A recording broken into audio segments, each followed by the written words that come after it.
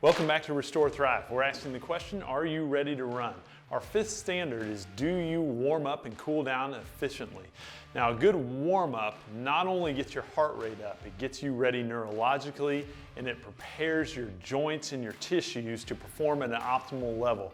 So our basic recommendations are that you go through a progressive warm up. You start with something in place that gets you moving in some basic patterns. What we're going to walk through today is some different squat and lunge variations that get your hips, your knees, your ankles, and your trunk more warm and ready to go. So we like to start in squat position with our feet about shoulder width apart. And we'll go through just 3 squats in and out of just that normal body weight squat. And then what I'll do from here is I'll turn my feet out a little bit, still keep my knees over my feet, but this different angle of my feet opens up my hips, my knees, and my ankles at a little bit different vector as well. Once I've got 3 of those, I'm going to turn in slightly, and I have to be careful here. The turn in will a lot of times push your knees in. Your knees still need to stay over your feet, arch still needs to come up. You'll notice here a lot of times you don't get as deep in this position because you're rotated in slightly through your thighs.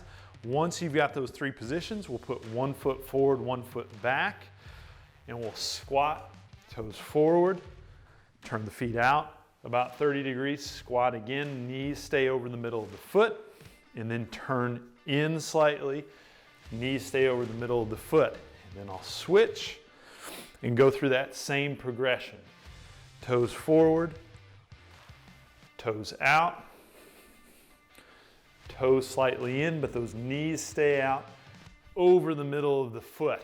So that is a really simple but dynamic squat warm-up, and what you'll feel after that is you're just a little bit looser through your hips, through your knees, through your feet, and then we can move into some basic lunge progressions or variations. So lunge variations, very simply, what we like to see when somebody lunges from the front is that we keep that hip width between the feet. When we drop down, we have this knee right below the hip. You can see that a little bit easier from the side, and that I'm able to keep my trunk, my upper body, nice and tall in this position. So I can go from a basic lunge position into just a single leg march position and work in and out of that shape. So I'm opening up the front of the hip and really driving through the back of my leg when I'm standing up into that march position. I can come into a lunge and put my hands down into this position and then drop my knee down to the ground and then come back up into this position and back up into the lunge with my arms overhead. So I'm really taking that hip through a full range of motion, from knee down under the hip to extend it up behind me into an upright trunk position and into an arms overhead position. So those lunge variations, especially if we're just going to go out and run on the road or around a track, essentially in a straight line, really help open up the front and back of your hips, your knees, your ankles, get you primed and ready to run. Now, one of the other things that we like to do when we go from in-place or static exercises to moving-based exercises is challenge your balance a little bit more.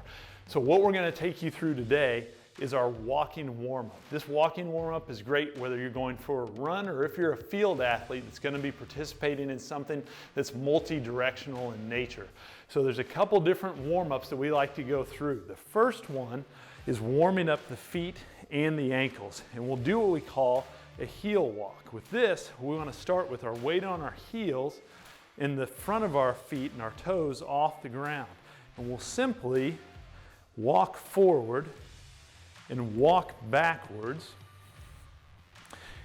for about 10 yards in each direction, and then transition to a heels up toe walk position, and we'll walk forward and backwards for about 10 yards. Now the big thing here, when we will look from the side with the toe walk, again, we have front of the feet off the ground, whether we're going forward or whether we're going backwards.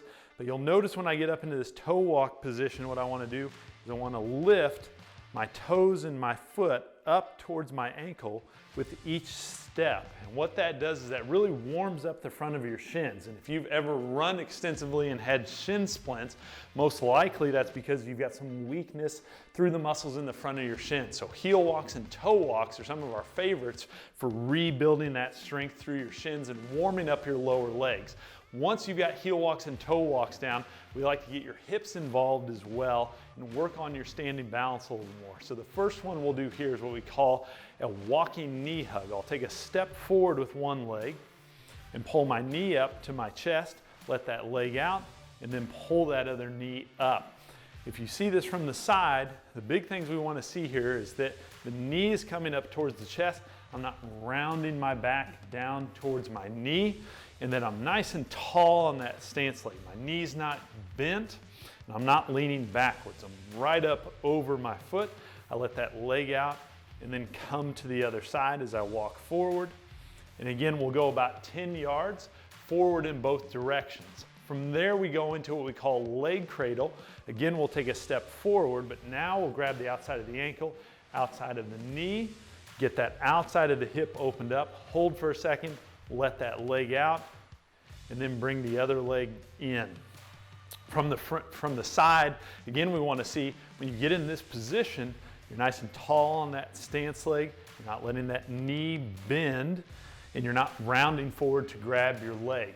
The last one we like to do after we've gotten 10 yards of the leg cradle is what we call an inverted hamstring. This one I'll show you from the side. What we'll do is we'll point our back in the direction that we want to go. We'll start in a single leg stance, and then we'll lean forward on that leg until we feel a stretch on that hamstring of our stance leg. From there, I'll just let this back foot come down, stand back up, and then lean forward on that other leg. A couple things that I want to see from the side. One, that I'm in a nice straight line. Two, that this knee is not coming forward over my toe. That shifts this stretch from being a hamstring dominant exercise to a quad dominant exercise, and we're really trying to hit your hammies with this one. You should be able to hold that for at least 5 seconds, come back up, and then alternate to the other side. Now, if we're doing this from the front view, what we want to see again is that pelvis stays level. This foot doesn't turn out, that hip doesn't open up. And sometimes I'll cue people to rotate that leg and knee in, keep your hips square before you take a step back, and then do the same thing on the other leg. Keep that knee behind the toes, keep that back leg turned in. Again, we'll do about 10 yards of that. So that's our walking warm-up. After you've done some in-place warm-ups like squats and lunges, that's a great way to get your nervous system tuned in, those postural stabilizers working, all those things you need if you're going to run efficiently. Now, the other piece of warming up and cooling down is the cool down. And what we see is a lot of runners simply stop, hop in the shower, then go to work. And what they're missing is that ability to really wring as much performance out of the run as they can. We know that if you cool down for 4 minutes, you recover up to 4 times faster than you would if you simply just stopped and then sat down for the rest of the day.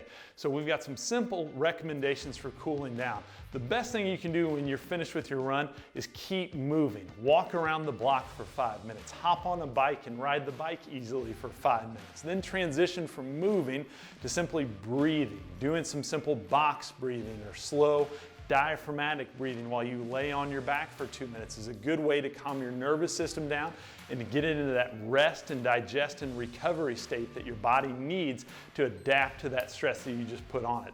The last piece that we like is soft tissue work. If you've got a foam roll, if you've got a lacrosse ball, a massage tool, spend a good 5 minutes rolling out anything that's tight. Make sure when you're done, you feel like you've already started that recovery process by cooling your body down properly. So those are our best suggestions that we've got for warming up and cooling down if you're a runner. If you have any other questions, you can find us online at our website at restorethrive.com.